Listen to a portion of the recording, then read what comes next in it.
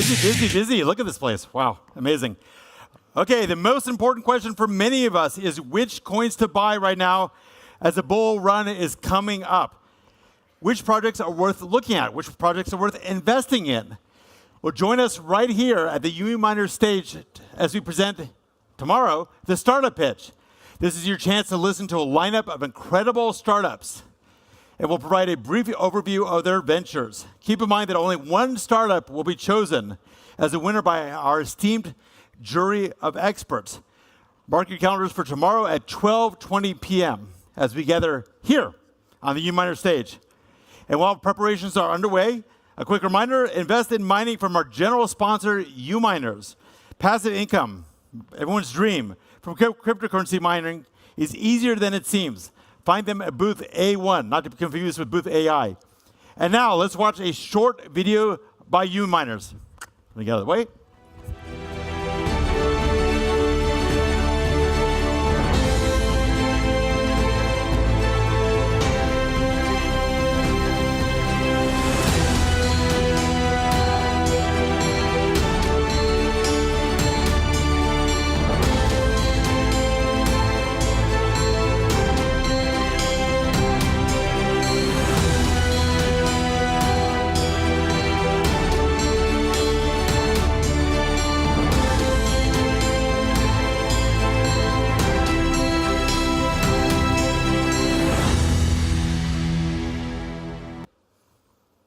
Cool. Oh, why not? Big round of applause for that video. Keep the spirit. Keep the spirit. Woo! I like that. I heard a woo. All right. So, where are we? Okay. Top venture capitalists will discuss. We have a panel, in case I wasn't being clear. So, in this panel, top venture capitalists will discuss the evolving landscape of venture investments and explore the latest trends in startup funding, where leading venture funds are placing their bets, and how private investors can tap into these high-growth opportunities. I see a lot of friendly faces out there, people I know. This is great. We'll delve into the risks and rewards of venture deals, compare venture capital to traditional investments, wherever those are, and uncover strategies for turning small investments into big returns. Whether you're looking to back the next unicorn or diversify your portfolio, this discussion is a front row seat. That's you. To the future of innovation and market creation. So I invite onto the stage, again, co-founder and executive chairman of Memecoin Brands, Yatsu, founder and managing partner at DWF Labs, Andrei Grachev, founder and CEO of Morningstar Ventures, Danilo S. Carlucci, managing Edward of HTX Ventures, Edward, head of Solana's super team Middle East, Alex Scott, my buddy, and moderator, director of capital markets at Memecoin Brands, Charles Campbell. Big round of applause. Come on up.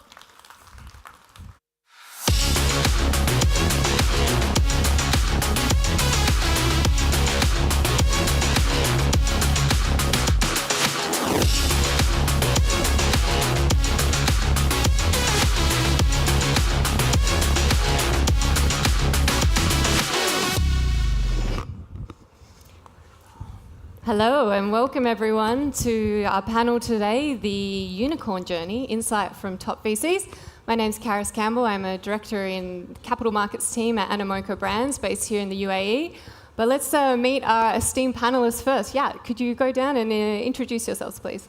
My name is Yat, chairman, co-founder at Memecoin Brands. We have done over 540 portfolio investments in Web3, which is, I guess, why at least we're on this panel. Hey, my name is Andrei. I am founder and marketing managing partner of DWF Labs. And so we do market making, we do venture and OTC investments. Yeah, that's what we are doing. Yeah. Hello, everyone. My name is Danilo. I run Morningstar Ventures. A bunch of these people are my friends, and I've been on panels with you before. Blockchain life keeps getting bigger. I'm excited to be here. And yeah, we're amongst the most active investors in Dubai. And we are happy to see this ecosystem growing. Hi everyone, this is Edward from Huobi HTX. We are one of the leading exchange here, and also old friend to Blockchain Life firm. I'm right now manage the venture team as well as all the asset side and business development. Happy to join the panel. Cool. I'm Alex. I'm leading Solana's efforts in the Middle East, based in Dubai. My focus right now is bringing founders from all over the world, building on Solana to take advantage of what's happening in the UAE. Fantastic. Let's kick it off. So this year we've seen an array of different narratives come into the market. We've seen ordinals, node sales, DeepIn, Memecoins, and of course now there's a lot of chat around TON. We've seen clicker games, we've seen hyper-casual games come through. Yat and Andrei, you've both been avid investors in the TON network. Can you talk us through this narrative and why you think it's here to stay? Maybe I'll start quickly. I mean, TON, obviously, just a previous panel already discussed it, close to 1 billion users. Really, that's kind of what we think was needed for the Web3 space to have a sort of pathway to bring out these viral effects. Because previously, at least in Web3 gaming, you were restricted. For instance, Apple has a rule that you can now have NFTs in your game, you just can't use them. So basically, what's the point, right? And Steam outright banned NFTs inside games. So with TON and Telegram, you have basically this way in which you can expand these network effects and finally grow from them. So that's really sort of the primary reason why we thought there was a potential around that. But of course, the point is that you can grow the network from it, but it's still up to the application to build these network effects and develop value from that. So it's not necessarily sort of a one-to-one equation, but we finally have this way in which you can get mass adoption from end users. So that's really the main thesis points. And of course, talented builders and developers will flock where distribution is. And that's another reason why we are quite bullish on the TON ecosystem. Thank you. Yeah, from my point of view, TON had and TON has the most important asset, that is access to hundreds of million Telegram users, right? And we've seen how TON could onboard and how TON onboards millions, tens of millions of new users into the crypto space. Yes, it started like with clickers, with Notcoin and other ones, but now we see that projects are getting some traction. They're getting more mature, and from simple onboarding of some airdrop farmers, it is a stage when more advanced projects will be launched, right? And we are very close to this stage, and this will be like a new, fresh wave of new users that will be participating in DeFi and the crypto actively, and the amount of them will be much higher than we've seen with other chains in the past. Yeah. So look, speaking of narratives, it would be remiss of me not to speak about the Memecoin launches that we've seen this year. I think we're north of 2,500. I've got Alex on the panel from Solana, as if I'm not going to ask you about this. Can you maybe talk to me a little bit about how Solana feels about having this many meme coins? Do you feel like it's taking away the legitimacy of other projects like Helium or Radium? How do you feel about the surge this year, and what does it look like going forward? Yeah, it's a good question. Someone just pitched me in the back room something called Uranus, not financial advice. But look, I think, so a good analogy here is blockchains are a lot like cities. And right now, everyone is just coming to Solana. And that's bringing everything with it. So much the same, say, with Dubai. And a lot of the criticisms that Dubai might solicit, right, are around traffic. Yeah, that's drop transactions maybe. But the flashiness, the soulness, a lot of the criticism, especially in the Western media, that comes along with that of rented Lamborghinis and the kind of undesirable things that come with just offering superior infrastructure to a global audience with very low or no barriers to entry. So it's kind of just, we have all of humanity moving on chain, and all of humanity's flaws will come with it. And so with Solana, is this something that they want to be known for, or what type of projects are you trying to attract into Solana right now? Especially being head of the UAE super team here, I'd love to understand what you're trying to attract.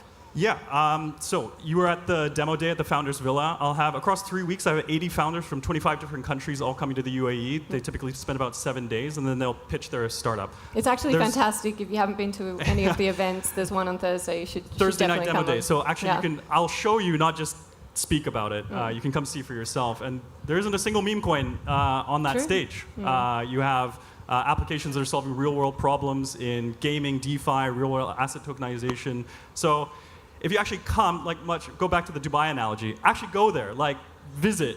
Don't just judge from afar on what's in the headlines. If you actually go there, spend time, and you realize that people are creating real meaningful business that are going to last a long time. Fantastic. And Edward or Danilo, any comments from the meme coin craze that we've seen this year from your perspectives as successful VCs? We've been late to the Memecoin game, similar to how we've been late to the NFT game. So I think meme coins are here to stay, and they're very important part of the ecosystem. Why do you say that? Why are they important? Well, because I think also retail has a big interest in meme coins. And, you know, it's a very creative industry, and things come up with new narratives, new memeable content that then gets shared on social media and attracts the normies to come in. And I think probably Yat has a bit more experience with that. But on our end, we like memes, but we're a bit late to the party, honestly. That's okay. Any comments, Edward? Our side, Yeah. exchange side, yeah, similar. I think if the fans or the users from our end, they like the token or asset, we'll probably try to support. But I think the more important part is the content rather than just the tokens itself. Yeah.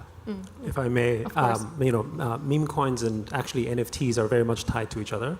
So in 21 and 22, actually NFTs were essentially the memetic of Web3. It wasn't the meme coin, but it was about the culture. It was about funny apes or funny dogs or funny, penguins or that kind of stuff.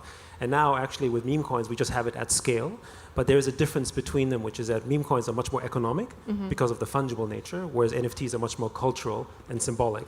But it's interesting that there's a convergence between the two, because for instance, many of the NFT projects started launching tokens, right? And these tokens basically were effectively the meme coins of their sort of NFT collections. And now meme coins are launching NFT collections because they want to create basically a narrative around, okay, how do I build status and how do I build deep culture in my community that I basically built with meme coins? So we see a convergence of the two sides coming together, right? And so, recently, for instance, with ApeCoin and ApeChain as an example, that growth narrative was around what? Meme coins. And it fits rather perfectly because the Bored Apes and ape itself is a memetic that most people in Web3 understand. So it is very much about culture and economics combined. Do you think that meme coins also have cultures? Like if I think about Dog with Hat, I think of Ansem. Absolutely. If I think of Mother, obviously I think of Iggy Azaleas. Absolutely. Australia represent. Yeah. So, brands are forms of culture, and brands is a network effect, right? So whether it's a Nike or Adidas, or whether it's Dog with Hat, or basically Doge, or ApeCoin, that kind of stuff, these are all forms of memetics. The question, though, is that these brand memetics aren't always permanent. So just like brands can come and go quickly, there are some that can last the ages. And that's kind of the workplace we're in right now. I mean, if you had asked people, 5 years ago that Doge would be a lasting meme, most people would say, I don't know, right? And so now we have millions of tokens launching that are memes, and only some of them will succeed, which is very similar to the early days of the internet. Everyone trying to grab attention, right? You had like chat rooms talking about dogs, about cats, about every single hobby that's around the world. Some became big, most didn't. And that's actually the same with NFTs, right? A number of NFT collections became really big, right? Say what you want about the prices, but a Bored Ape's floor price is still, $40,000. And that has lasting power versus basically many of the other ones that have basically gone to zero. So essentially the same cycle. Yeah, Andrei, so you nodding. Yeah. Would you like to comment? And also, if we take a look at meme coins as, as a tool for chains to get attention, to get more users, to onboard more users, is, from my point of view, is one of the best marketing tools here, right? Because you onboard a lot of users on the chain. The users generate volumes. The users bring TVL. Creators bring more coins, and chain is becoming more active, which attracts another type of projects, not only memes, but also some DeFi, but also some RWA, but also some utility tokens and some VCs, because people and creators and entrepreneurs, they start feeling that, okay, this chain is active, there are a lot of users, and I can build on top of that to deliver some value, some product to them. That's also very important part and role of the meme coins in the industry from I just wanted, sorry, not to monopolize, but just one comment to add is, when we look at investing in a token ecosystem, we look at how network effects form. Right? For us, the strength of the network effect is where the value comes. And what's beautiful about the Web3 is that a token, through its financial construct, adds an additional network effect that wasn't possible in Web2 before, which is the financial system. So when you build TVL, when you have DeFi, actually you're adding new network effects into cultural narratives that weren't possible before, for instance, right? And not all of them will succeed, but the ones that do basically have a life of their own. And it's not necessarily about the size. You could have literally just hundreds of thousands of users, but it could be very, very deep in terms of TVL. And that network effect, I mean, it's why Ethereum is where it is today. It's not about the speed of its transaction or the fact that it has most users, right? It's because it has very deep financial network effects that then become the flywheel for others, right? And I think that composability is really the superpower of Web3. One of the other narratives I wanted to talk to Danilo actually about is that I saw a recent Forbes article that came out that said popular new battle royale off the grid is actually a crypto game. So we know that there's been a lot of unfortunate cash grabs in the Web3 gaming space over the last couple of years, but anyone here that's played off the grid recently, you know, got 70 million plus transactions, 3 million plus wallets. It's the #1 free-to-play game on the Epic Store at the moment. This feels like a really big turning point for us in Web3 gaming. You're a big investor in it. Can you talk to us a little bit about it? Sure, with pleasure. Thank you. So for those who may have not heard of Off the Grid yet, it's the first title of a gaming studio called Godzilla Games. And these guys have been working on this project for 5 years, and their focus has purely been on building the guest gameplay possible. So not only are the founders heavyweights from the gaming industry, but also they have Neil Blomkamp as a co-founder who is the person that has directed the entire story of the project, right? And so what's different from what Off the Grid has achieved versus other games is particularly it has gained interest from the traditional Web2 gamers. Not only because the project has been able to be on, you know, consoles, be it Xbox and PS5 and PC, which is what AAA games actually stands for, but particular in the last 2 weeks since the global launch of the application, the retention has been the focus on. And it's beautiful to see that people are enjoying the game, and then Web2 users are actually slowly understanding why Web3 is important. So for example, the marketplace of the in-game assets of the game, they're fully enabled by the blockchain. And you can see videos online of people that have been playing the game fully organically, who are traditional, professional Web2 gamers, who teaching other Web2 gamers why the blockchain is useful. And so that's, I think, why we've reached a turning point and why everybody wants this game to win.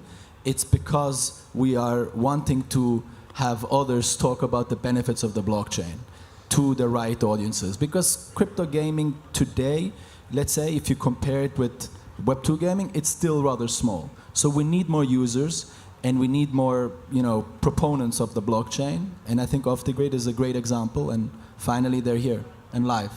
Do you feel like this is setting the new bar for investments going forward for you? Yeah, I mean, it's interesting because people often ask us what we like to invest in, and we say, look, we like consumer, we like infra, we like gaming, and then they pitch us games, right? But the thing is, once you understand, I mean, we don't come from a gaming background, but through this investment, we've understood how hard it is to really build games, especially if you want to distribute them to tens of millions of users and have an actual revenue. So, for example, the nodes from Godzilla, they don't come with a valuation from the sky. They're based on the revenue of the company. So I do believe that, yes, it sets a high bar for future games to build economies that are sustainable and that can survive, you know, fluctuations of the market. Because we all know crypto goes up, crypto goes down. Godzilla Games, their focus is not on the token right now. It's purely on building the best game. So I believe, Yat, you're also an investor. I think you agree with this ethos where we need to push gaming founders to just focus on the games, right? Yeah, no, I mean, Godzilla is one of our earlier portfolios, particularly on AAA sort of narrative. So very glad that we're doing this together. I think the one thing to understand in Web3 gamers is that most of the Web3 gamers are not gamers. They're a new type of gamer, right? There's 3.4 billion people who play games, and there's almost 3 billion people who don't play games. And so all of the people who are coming in basically playing the hamster combats, the gamies, the Catizens, are actually people who don't normally play games, many of them, and they enter because of financial incentives. And then a percentage of them become gamers. This is, by the way, how mobile gaming grew. Mobile gaming, before mobile gaming basically became big in 2010, 2011 with the advent of the smartphone, it was basically PC and console. There were only only half a billion gamers out there. And when none of them were playing mobile games, right? They weren't playing Angry Birds, Candy Crush, or even Farmville on social. But then the percentage of those gamers that basically said, oh, mobile game's fun, Angry Birds interesting. They're like, okay, how do I actually get to a deeper level of gameplay? And that actually basically translated it down. The PlayStation 3 was a flop. and the PlayStation 4 did really well because the gaming audiences grew as a result. And basically here with Web3, that'll happen the same. Hundreds of millions of new users will come in through Web3 gaming, like the Catizens, Hamster Combat, that type of casual. A percentage of them will say, oh, you know what?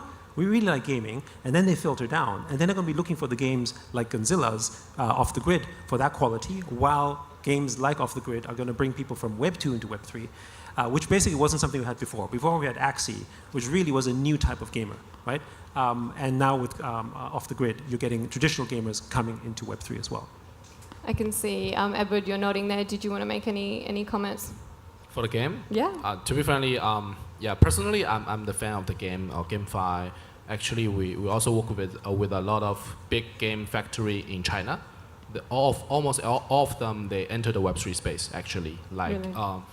Tencent, NetEase, you know, like Lily's, like Shenda Game, you know, a lot of top-level Web2 game group in China, they enter the Web3 space by using all kinds of way.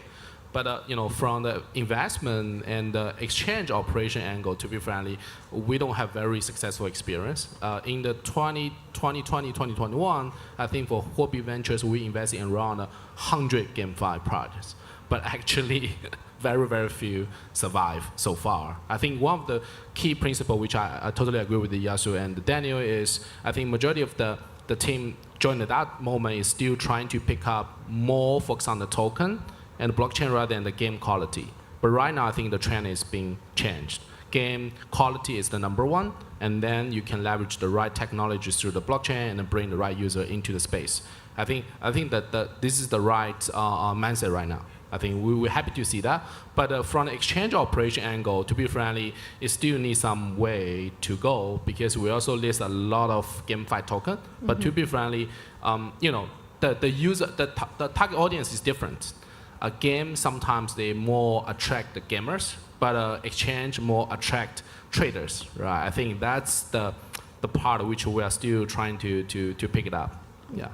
And so from the Forbes article, or what people are coming to the realization is that, you know, we have these Web 2 gamers coming into this Web 3 space. So one of the benefits of Off the Grid is the usability of it. It doesn't quite feel like a Web 3 game traditionally of what we would have seen a few years ago. Danilo, I know that you've made quite a few investments around the account abstraction with Xeon and Particle Network. Can you talk to us a little bit about your thesis there? Yeah, sure. So gaming is one of the tools or one of the verticals that allows Web 2 users to get the value of the blockchain, but there's of course other verticals as well, right? We not just have gaming, we have social fi, we have general consumer apps. You know, you could be, actually in the UAE, I'm not sure people are aware, we have UAE Pass. UAE Pass is one of the applications you have to use to become a resident here where all your documents are stored. That's built on the blockchain, right? So, and there is chain abstraction involved in there for many years. It just didn't have a label yet, right? But you're using the blockchain without knowing it, the same way our parents and grandparents go on Google and use the browser without understanding HTTP protocols. So it's the same narrative, it's the same kind of enabling of adoption and onboarding of new users via chain abstraction. And these days there are indeed layer 1s, layer 2s, which are focusing particularly on enabling other middleware and applications to basically embed chain abstraction within their core infrastructure. And so yes, Xeon is one of our bets, Particle Network as well. They're all having a kind of a different approach to chain abstraction, but that's one field that we're particularly interested in and follows, like gaming, the ultimate goal to onboarding new users. Andrei, are you seeing this at DWF Labs as well? Yeah, we invested and we continue to invest a lot in gaming companies and games, and also in some guilds. From my point of view, the games, they are like growing, right, since 2022, as Edward said, right? Because in 2022, 2021, most of the game producers encrypted, they build something like financial systems, not games, right? Play to earn, when you play and get tokens, right? It was very great model, but it ended up not nicely because in the end, it's like a Ponzi, right? Which is okay. We are in the startup space, right? People produce something, people try it. It learned a lot of other people, and industry learned a lot from this, right? Then now what we have, right? From my point of view, there are like a few types of games that make sense to invest and to make sense to participate, right? That they have some kind of monetization. If the team has some, real money flow and revenue flow from the game that they're operating. It could be in-app purchases. It could be some in-game items, right? Or it could be attention, right? Like marketing when you sell traffic. But it still should have some additional benefit for the game owners instead of selling tokens, right? And then we see, like a phenomenon when a lot of people, let's say, exchange their attention to tokens, then cash it out to stables, and something big happened, right? Like simple game, no money invested, almost no money invested, no people gave some money to here, they spend some time, then they have airdrop, and it costs 1 billion. It means something, right? So we've spoken about meme coins, obviously Ton, with gaming. Actually, Edward, I just wanted to pick your brain quickly around the Bitcoin space. Obviously, we had the Bitcoin halving this year.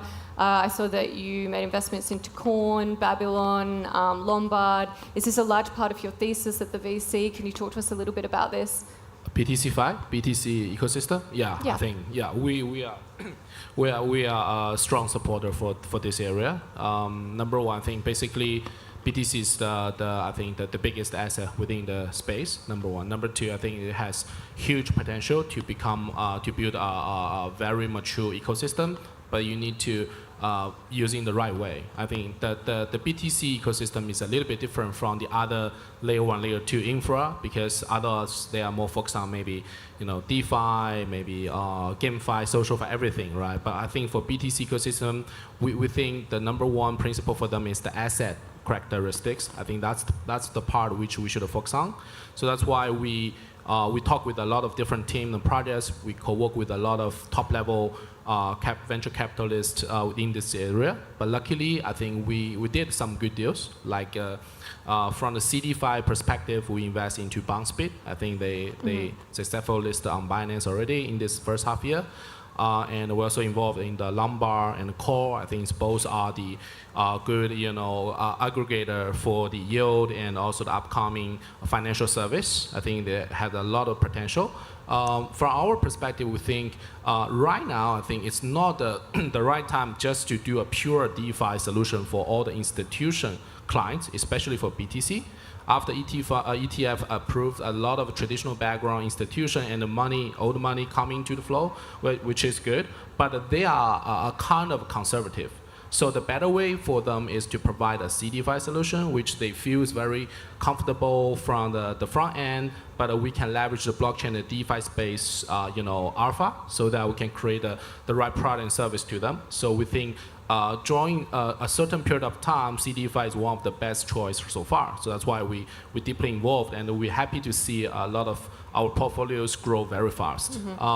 But in the future, I think there's a lot of other upcoming and innovative stuff join the space as well. We also seed invest in few projects like borrow and lending protocols like like kind of Pendle within the BTC ecosystem. A lot of other small innovation, the new innovation direction, but still need some time to grow. Yeah, but we are bullish about it. Yeah. And look, we've just got a couple of minutes left. I just want to draw on a conversation that we were having backstage. One of the trends that we've seen this year when going to float projects, and I know some people in the audience may be looking to launch their own coins this year, we've seen low float, high FDV, low FDV, low float, Yacht, Edward. I feel like there's a little bit of a disagreement there. I'd love to just quickly hear what your thoughts are.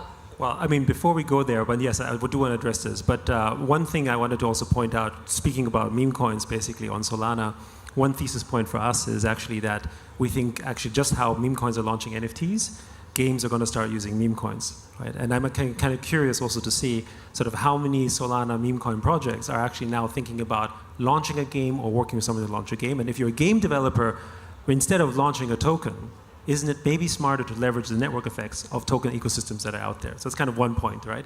I don't know if you want to address that before I go into the low float, high FTV thing. We've got a couple projects. They're actually in Dubai doing everything on compressed NFTs. All in-game assets are there, and I'm pretty sure they're planning a TG. So there's some. I think you're exactly predicting what's coming. So that's one area, and that actually comes down to this point about sort of, to us, this whole sort of low float, high FTV thing misses the point altogether. Okay. And that's not to say that there's relevance. It has to do with, if you issue a large number of tokens to a community, why are they joining the network? And if the network they're joining is just to extract value, it doesn't matter if it's low float or high float, it doesn't really matter, because basically they're only there for one thing, extract, right?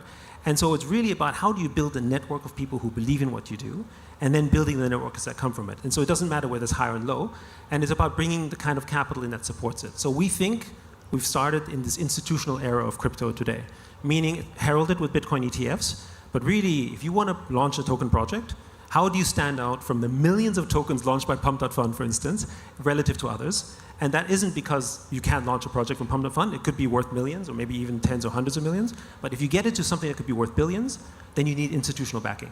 And think about not just Bitcoin and Ethereum. Look at Solana, for instance. It has institutional backing. Look at Ton. They have institutional backing. And they're the ones who ended up having basically a sort of support because of that, buying on market. So the liquid fund strategy becomes important. So if you're thinking about launching a token, think about how you can be institutionally ready and also what kind of institutional support you can have. And that's, for us, a major thesis point this year, evolving into next year. Sure. Because an institution won't invest in a meme coin as much as they would love to unless it reaches a kind of institutional readiness, which is still years out. I'm going to pause you. Edward, could you make your comments? Yeah. I think we have different angle. I think number one, from the value perspective or long-term building perspective, I totally agree with the Yasu. I think at the end of the day, majority of the project which can really contribute the real value to the whole industry is more like institutional driven or maybe centralized operation driven. Even for the meme coin, we still see some types which in the very beginning, the project is just dedicated into Memecoin, but they start to grow, become a community, and they start to build a lot of other space based on that. For example, I remember there's a token project called a Deeping based on Base, right? I think they do some similar thing and they start to build their own chain or whatever. I think if you have very clear vision and you centralize operational and you get institution back, I think you can get a long-term way to go and a long-term value can create. I think totally agree with Yasu. But our struggling part, to be frank, is as an exchange operator, we're struggling because number one, all our users and fans, if we list a token and the token price drop, they will come to us. They want to come to the project. They will say, "Hey, Edward, you list a shit token, and the price drop. We are angry about it. We just want to make money. We don't want to lose money on your platform, right?" So it bring us a lot of pressure. I think that's from the exchange operator. So that's why you can see all the top exchanges right now, they are very, very cautious to pick up the right meme coin to list. But for early stage, so that's why early stage meme coin only survive on DEX rather than centralized exchanges. Centralized exchange has more users, has a huge responsibility for all their interests of their users. I think that's the struggling part for us. So that's why when we list, so as to play safe, we're more willing to pick up the low FDV project. So that's why we see, this has potential to grow. If you list a meme token with 1, 2, 3, 4, 5 billion FDV, it will be very hard for you to expect that they will have a growth in the coming future. I think that's the struggling part for exchange operator. Sure. Very interesting. One last rapid question for everyone on the panel. Let's go down. Either comment on a narrative that you think is here to stay or one that you think is here to go. Rapid fire. Yeah. Meme coin narrative?